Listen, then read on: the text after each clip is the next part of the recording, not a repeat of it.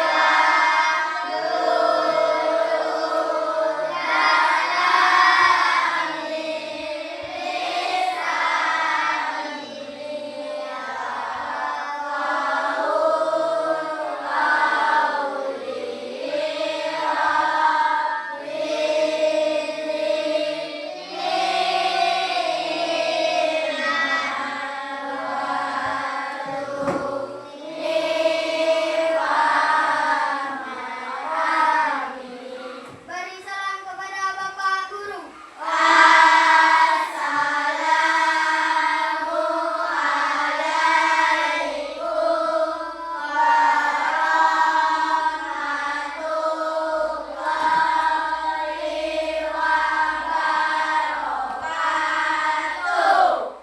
Waalaikumsalam warahmatullahi wabarakatuh.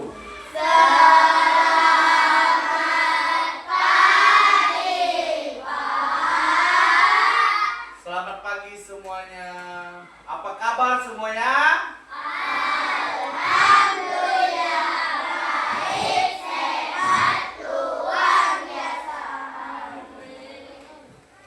Sudah sarapan? Kita sama-sama menyanyikan lagu 7 kebiasaan anak Indonesia. Satu, dua, tiga.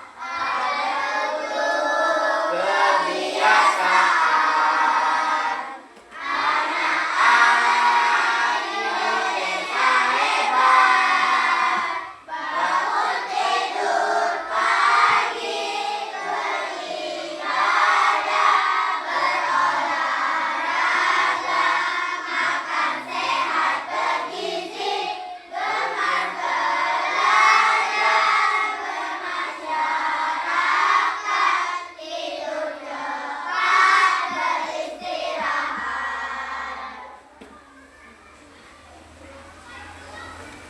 Sekarang kita menyanyikan lagu Garuda Pancasila.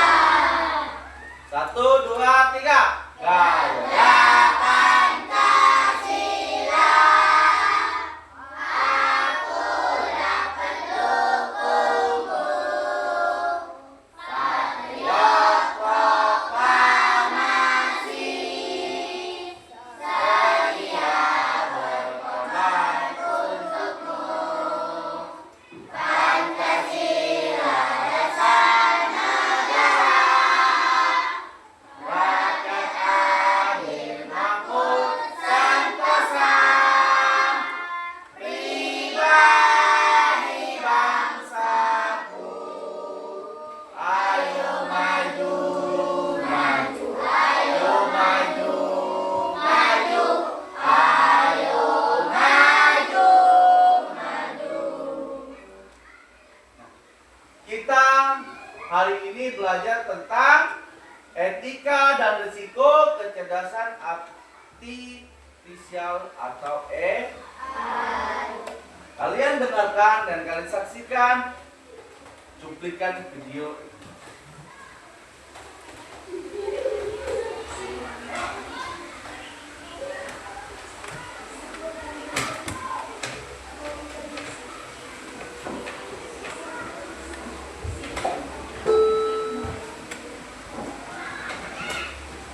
Dia seperti manusia, keren kan? Tunggu dulu, dua sisi mata uang. AI juga memiliki potensi manfaat sekaligus risiko yang perlu kita pahami bersama. Kita mulai dengan hal positifnya. Telah membantu kita dalam banyak aspek kehidupan. Asisten virtual yang mempermudah pekerjaan sehari-hari, sistem prediksi cuaca yang lebih akurat, hingga diagnosis medis yang lebih cepat dan tepat. Dan dalam pendidikan, telah membantu menciptakan pengalaman belajar yang lebih personal dan efektif. Namun, perkembangan ini juga membawa tantangan etis yang perlu kita perhatikan. Bagaimana dengan privasi data kita setiap kali kita berinteraksi dengan lain? Data pribadi kita dikumpulkan dan dianalisis. Pertanyaannya, sejauh mana data ini aman dan tidak disalahgunakan? Lagi soal dampak AI terhadap lapangan pekerjaan. Banyak yang khawatir AI akan menggantikan peran manusia di berbagai sektor. Tapi sebenarnya, AI justru bisa menciptakan peluang kerja baru yang belum pernah ada sebelumnya. Tidak kalah penting adalah masalah bias dalam AI. AI belajar dari data yang ada, dan jika datanya mengandung bias, maka keputusan AI juga bisa bias. Bisa berdampak serius pada keadilan sosial dan kesejahteraan masyarakat. Lalu bagaimana solusinya? Kita perlu membangun kerangka etika yang kuat dalam pengembangan AI. Transparansi, akuntabilitas, dan keadilan harus menjadi prioritas. Para pengembang AI perlu mempertimbangkan dampak sosial dari teknologi yang mereka ciptakan. Di pengguna, kita juga punya peran penting. Perlu bijak dalam menggunakan AI dan selalu kritis terhadap informasi yang kita terima. Dan tentang literasi digital dan AI menjadi sangat penting di era ini. Itulah pembahasan singkat tentang etika dan risiko AI. Bagaimana menurut kalian? Pendapat kalian di kolom komentar. Nah, bagaimana menurut kalian semuanya? Bahaya nggak ada teknologi itu? Bahaya nggak dengan teknologi itu? Bahaya kalau kita salah guna. Tapi sangat penting dalam kehidupan kita sehari-hari. Contoh, kalau kita mau pergi ke Medan, kita kalau nggak tahu jalannya, kita harus apa? Kita harus apa yang kuat suaranya? Google. Google Map itu dikoneksikan, itu menggunakan contoh, mau ke Medan, saya mau pergi ke kota Medan, misalnya 14 jam perjalanan, langsung tahu dia. Kita di perjalanan berapa kecepatan kita tahu dia. Coba kalian tengok di Google Map itu, kalau kita misalnya dengan orang tua kita gunakan, tengok di samping sebelah kanan itu ada misalnya 60 km 60 km per jam. Itu salah satu kita gunakan AI dengan tetapi kita berhati-hati juga dengan AI. Menggunakan aplikasi, contohnya tadi kita menggunakan aplikasi dengan jangan sampai kita salah gunakan aplikasi tersebut.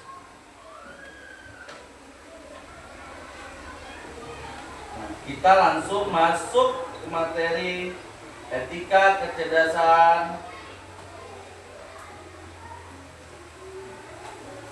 buatan navigasi masa depan yang bertanggung jawab. Membuka tabir etika AI. Tabir etika AI itu ada 5. Yang pertama pengantar yang kedua tantangan. Yang ketiga, yang keempat,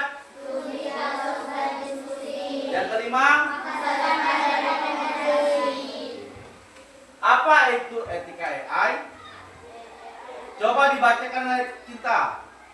Etika AI adalah cabang etika yang berkaitan dengan pertanyaan moral tentang bagaimana AI dirancang, dikembangkan, diterapkan, dan digunakan. Ini mencakup dampak sistem AI terhadap individu, masyarakat, dan lingkungan.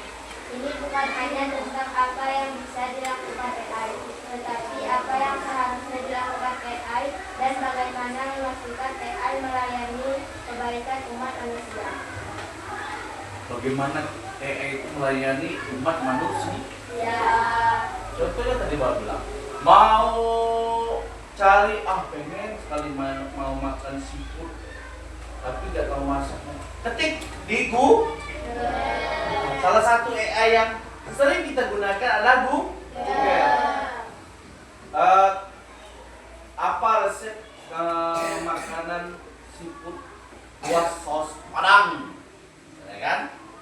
Ada ketik di situ, akan timbul nggak resepnya? Timbul kan? Pakai bawang ini itu semua lengkap. Kalau mau lebih rinci lagi, kita lihat video di YouTube. Itu memanfaatkan dengan di terus dia melayani kita lagi. Nah, contoh kita berjualan. Sekarang kita sudah jarang kan ketemu di pasar orang jualan baju, celana, sudah jarang kan? Nah, sekarang orang berjualan di mana? Di HP, ada Shopee, ada Tokopedia, ada apa lagi? Lazada, ada apa lagi? TikTok, Shop, ada lain-lainnya. Banyak kan? Mau pesan baju, mau baju sekolah seperti ini. Nah, keluar, gitu kan? Terus kita pesan, baru datang ke rumah. Dia melayani kita lah, melayani. Kalian pesannya tuh di Semarang sana. Tahu-tahunya sudah di depan rumah. Paling lama 5 hari, paling cepat 2 hari. Nah, itu namanya kalau kita memanfaatkan teknologi dengan baik. Dia melayani kebaikan umat manusia. Sudah kita sering, contohnya kita ini juga. Kalau kita sering melihat di YouTube, misalnya tentang gunung. Saat kalian buka YouTube lagi, pasti yang keluar tentang video gunung. Kalau kalian misalnya suka melihat ceramah, dia akan keluar ceramah juga setiap hari. Makanya dia sudah tahu apa kesukaan kita tadi. Kadang-kadang kita cuma ngetiknya di YouTube bagaimana cara membuat kue brownies.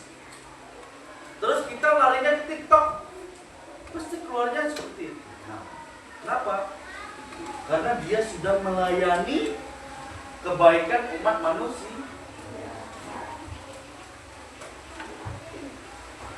Nah, ini tantangan etika utama dalam Yang pertama apa? Sistem AI dapat memperkuat bias yang ada dalam data pelatihan, menyebabkan hasilnya tidak adil atau diskriminatif terhadap kelompok tertentu. Makanya kadang-kadang tuh kita harus berhati-hati. Itu pada tidak melakukannya. Misalnya gini, Bapak bilang kita posting untuk diambil wajah. Mulut kita bergerak sendiri bisa dilakukan oleh orang-orang seperti itu, orang kelompok-kelompok seperti itu memanfaatkan kita. Nanti WA-nya misalnya di WA-nya keluarga kita, tolong saya butuh uang sekian juta karena orang tua saya masih di rumah sakit. Menggunakan wajah kita, suara kita. Kita harus berhati-hati. Yang kedua, privasi data. Nah, privasi data, contoh tadi Bapak bilang, kalau kita misalnya ada misalnya APK, kayak virus masuk ke HP kita klik, paling jangka 10 menit, nanti hilang itu data kita. Paling lama itu 10 menit, paling kencang, paling cepat itu 2 menit, 3 menit udah habis data kita. Kemana data kita? Sudah dimanfaatkan oleh orang lain. Jadi kita jadi khawatir. serius tentang privasi keamanan lingkungan sini, kita harus berhati-hati. Makanya kita harus privasi, kita harus kunci.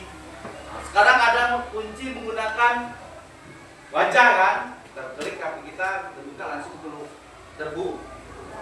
Ada juga menggunakan pinjer, ada juga menggunakan pola dan sebagainya. Akuntabilitas dan kontrol. Siapa yang bertanggung jawab ketika AI membuat kesalahan atau menyebabkan kerugian?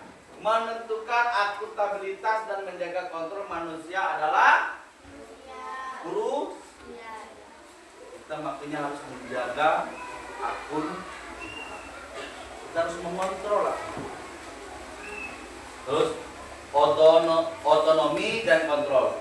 Sejauh mana AI harus memberikan otonomi dalam pengambilan keputusan, terutama dalam aplikasi kritis seperti kendaraan otonom atau sistem senjata. Nah, kecanggihannya AI sekarang, mobil tidak usah lagi disetir. Mobil sekarang udah mobil, misalnya kita otomatis, dia bisa berjalan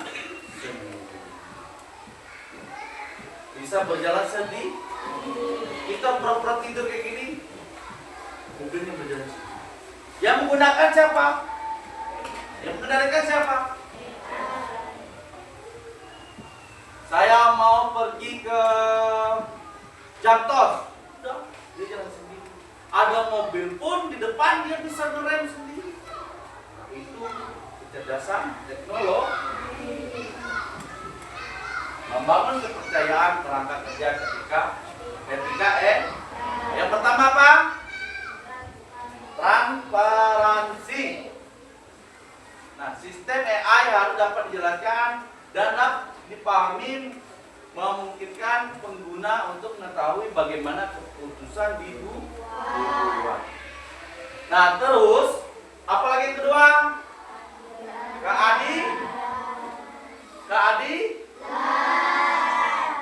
AI harus dirancang untuk menghindari bias dan memberikan perlakuan yang adil kepada manusia, individu dan kelompok. Yang ketiga apa? Fokus pada manusia. Pengembangan AI harus selalu mengutamakan kesejahteraan, hak dan nilai-nilai kemanusiaan. Yang keempat apa? Keamanan dan keandaan.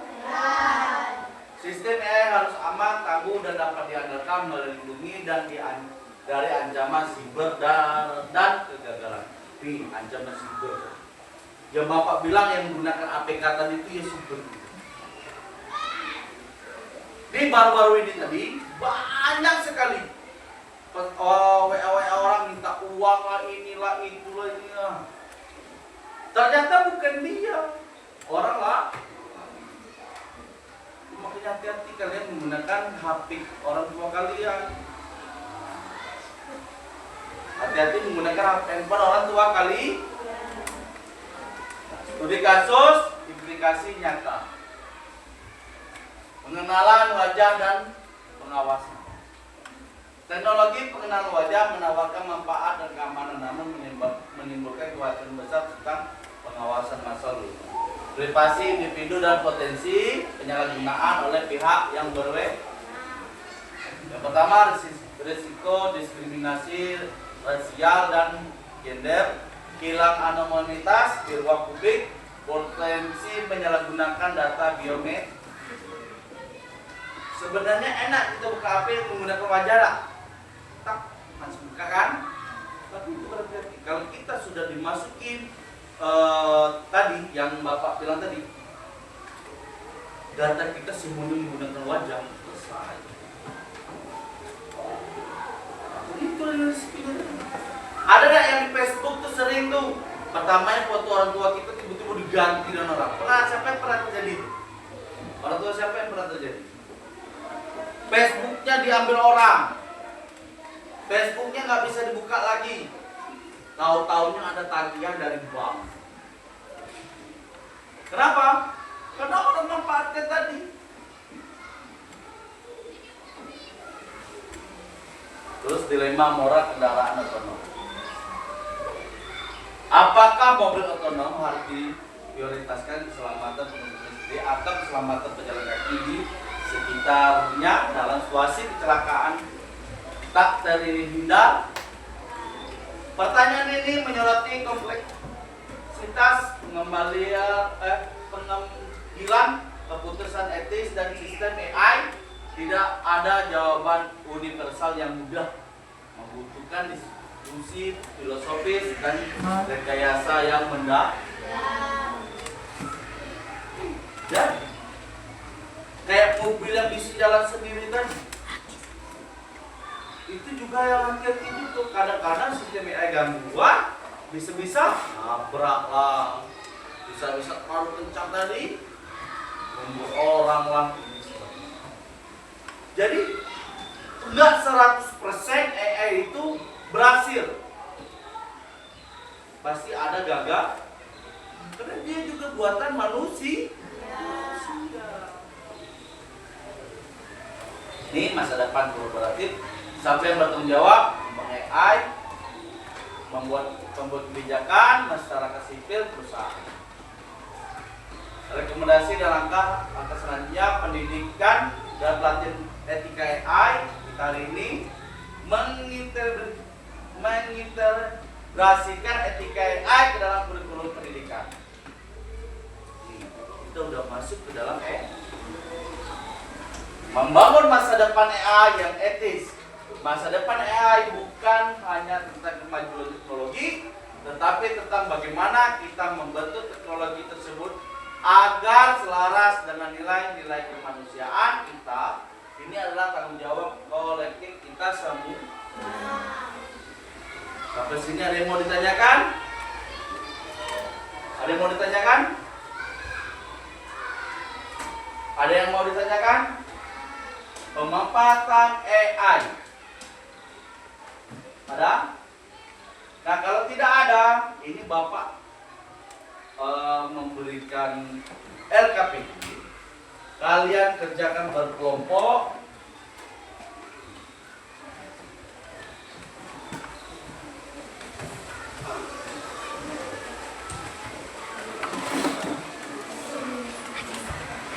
Yang sudah Bapak jelaskan tadi.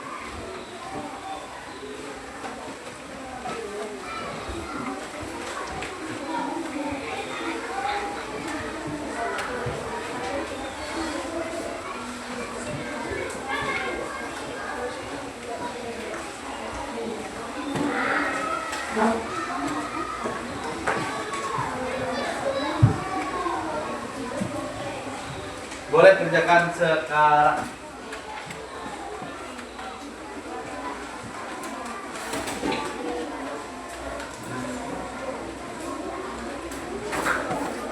Nah, nanti kalau sudah selesai, kita presentasikan di depan.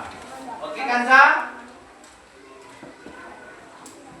Kita mempresentasikan di depan.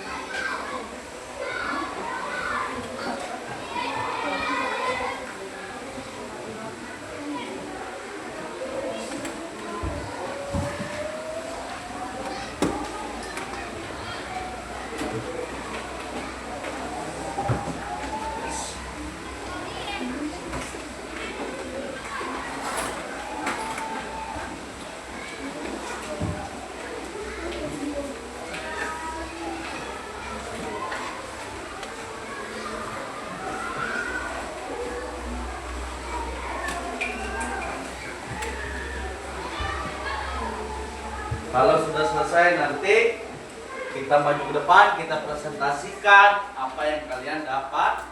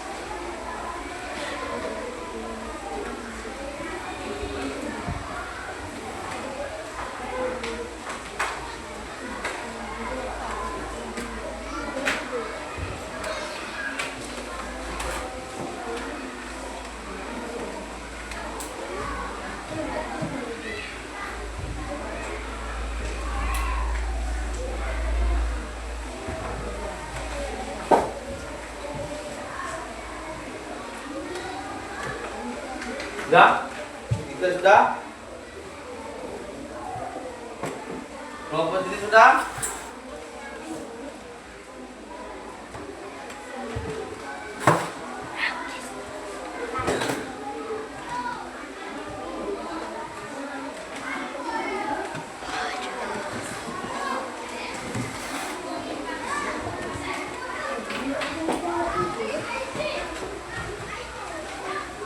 Sudah? Kelompok sini? Sudah? Sudah? Ada kelompok yang sudah? Silakan maju ke depan. Salah satu. Maju sendiri. Silakan maju ke depan. Suara yang lantang ya. Siap. Dengarkan kelompok di depan. Nanti kalian boleh komentar. Kira-kira pas nggak jawaban kalian dengan ini tadi. Oke? Nama pokoknya kita lidah, olahan, bagian, kuski. Kecepatan menjelaskan logika, kecerdasan artifisial. Etika kecerdasan artifisial adalah keperluan dan pedoman agar AI digunakan untuk kebaikan. Contohnya, AI harus jujur, tidak menipu, tidak menyebabkan hoaks, dan menghargai data manusia. Menyelesaikan studi khusus tentang kecerdasan artifisial. Khusus AI digunakan di sekolah untuk membantu guru menganalisa tugas. Penyelesaian AI boleh dipakai untuk berbagai kerjaan. Tentang buku tentang harus mengecek atau tidak ada kesalahan. Dengan begitu, AI menjadi alat bantu, bukan mengganti manusia. Memberikan tanggapan dari penyajian. Dan tepuk tangan untuk kelompok kita. Sebelum lanjut ke lainnya, kelompok lainnya, Bapak ingin ada nggak yang kira-kira komentar untuk kelompok ini? Habis ini baru kita ada permainan. Silakan siapa yang ada, angkat tangannya. Angkat tangannya siapa yang berani komentari kelompok kita tadi. Angkat tangannya, oke. Tepuk tangan untuk Pak Im. Ayo, Pak Im, silakan berdiri Pak Im. Berdiri situ aja. Gimana komentar Pak Im tentang kelompok kita tadi?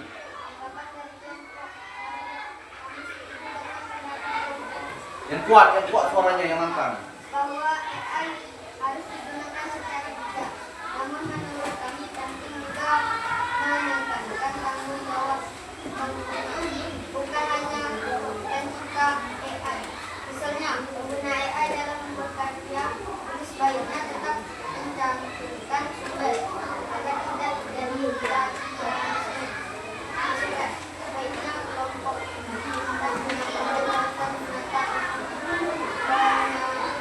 menggunakan AI misalnya penggunaan atau penyebaran agar tidak kelompok. Kita juga bisa memberikan solusi praktis seperti atur penggunaan AI di sekolah agar lebih dekat dengan kehidupan peserta didik. Tepuk tangan untuk Pak Im. Mantap Pak Im. Dan terima kasih juga untuk kita tadi. Nah betul yang kata Bantu. Kita kita harus memanfaatkan AI dengan bijak. Dan juga tadi diminta tidak menjelaskan bagaimana memanfaatkan AI untuk di sekolah.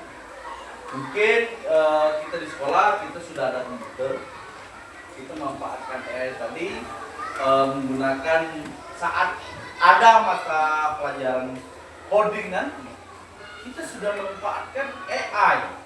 Kita main game sambil belajar, memecahkan studi kasus di komputer. Kita membuat game, kita membuat website, kita membuat makalah, kita membuat dan sebagainya. Kita bisa memanfaatkan Nah, sebelum penutup, Bapak ingin kalian semua berdiri, cari pasangannya masing-masing. Sekarang cari pasangan masing-masing. Sudah? Berhadapan dengan pasangannya. Nah, berhadapan, tangan semuanya ke atas. Hai. Nah, turunkan. Kalau Bapak, contohnya gini. Bilang, 1. Bapak bilang 1. Kalau Bapak bilang 3-nya, boom. 1. Boom. Disebut 4. Nah, kelipatan 3 bisa 1, 2, 3. Kalau 3 nggak usah disebut. Kalau jawabnya 3, boom. Misalnya 4 lagi, 4, 5, 6-nya boom. 7, 8, 9-nya boom. Kelipatan pi. Kalau kalah menyerah, kalau kalah duduk nanti ya. Kalau masih menang berdiri. Oke, 1, 2, 3. Semua yang boleh bebas mulai.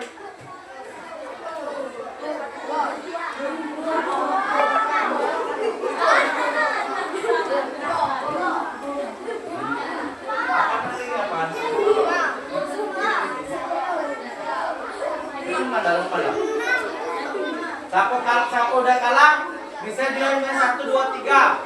Boom. Misalkan dia nyebut 3, 4-nya. Boom lagi, kalah duduk.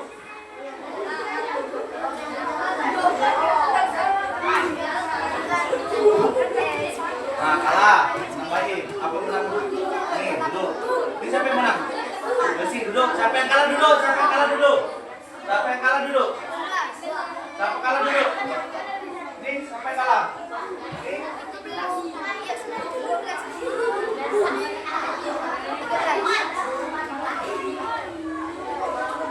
Oh, kalah.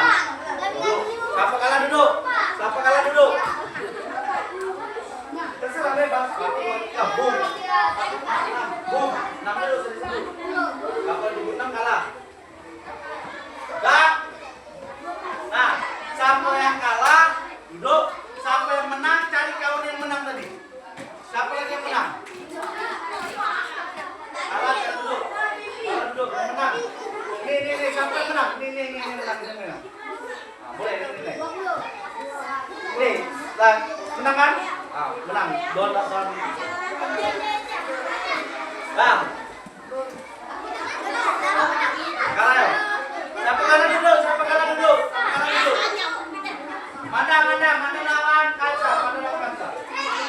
Kalah ya? Mana lawan kaca? Kaca menang kan? Kaca lawan kaca. Siapa yang menang maju depan? Yang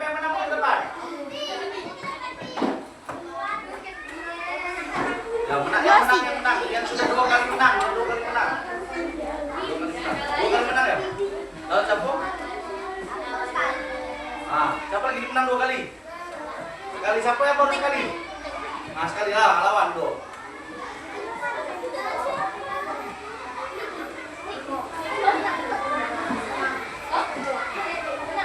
Oh, salah, kalah. Dia disebut 6. Ini ada 2 kali. Sekali. Lawan Mandar sudah. Nah, cepat Mandar ini. Reza sudah. Siapa yang kalah duduk? Niki menang. Duduk. Reza duduk. Reza menang ya? Maju depan. Siapa lagi menang?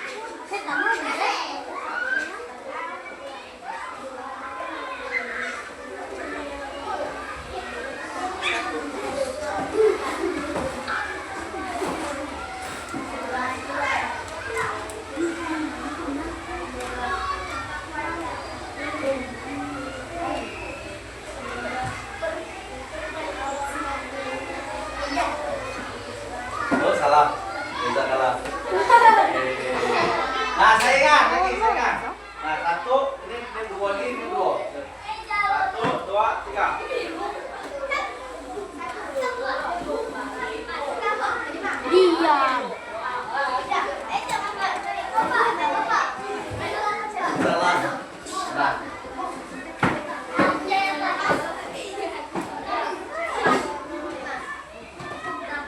salah. Nah,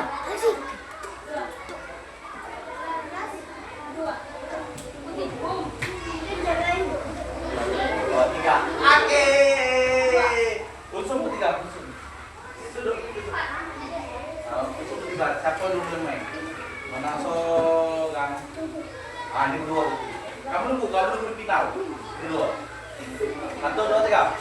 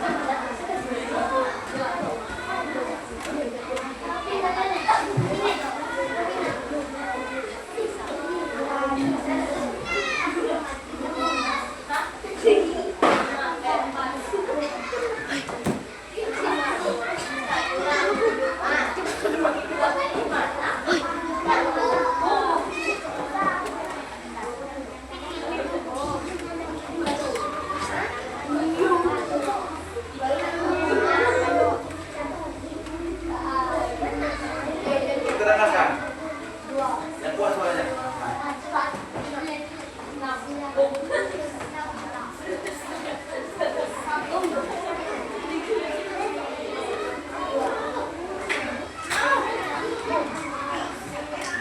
Oke, satu. Oh.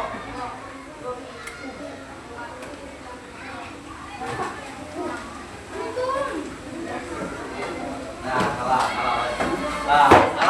Ini lagi kedua, final antara Cinta dengan Inai. Tepuk tangan tuh. Satu, dua, tiga.